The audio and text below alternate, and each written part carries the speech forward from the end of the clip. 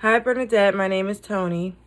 You mentioned that you found it interesting that the informed consent that you mentioned in your post, your video post, has an expiration date, and they speak about the cessation of informed consent.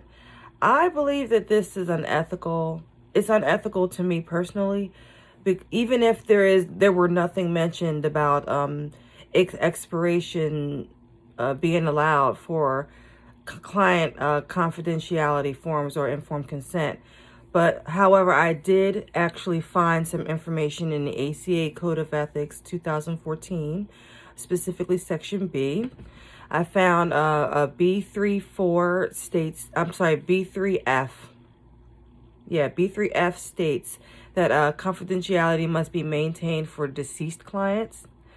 Confidentiality in BH6 for the ACA Code of Ethics, confidentiality, the client records should be maintained, stored, and destroyed according to state law and in a way that protects the client's confidentiality after termination.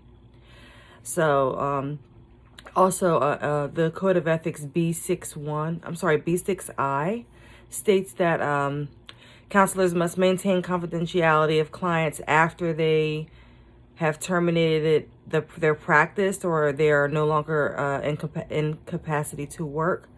And the records, there must be a records custodian appointed to maintain and protect the records in the event of the counselor's death.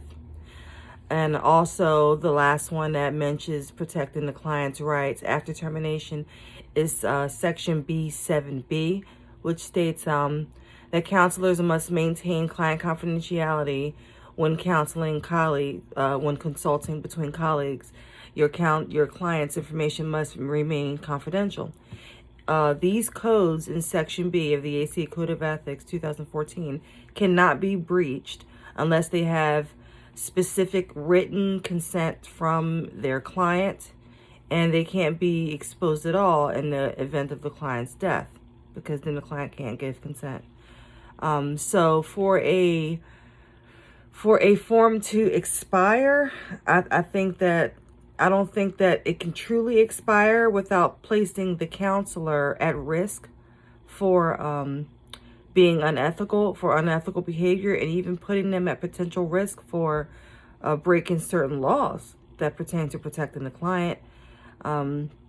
So I think if I were in my counseling practice, I would not have an expiration date for a informed consent or for confidentiality. The only time that that can be breached is in accordance with the limits of confidentiality, and that also has to be explained to the client prior to exercising those rights. Thank you again for your post. I hope you enjoy my reply, and God bless. Have a good night.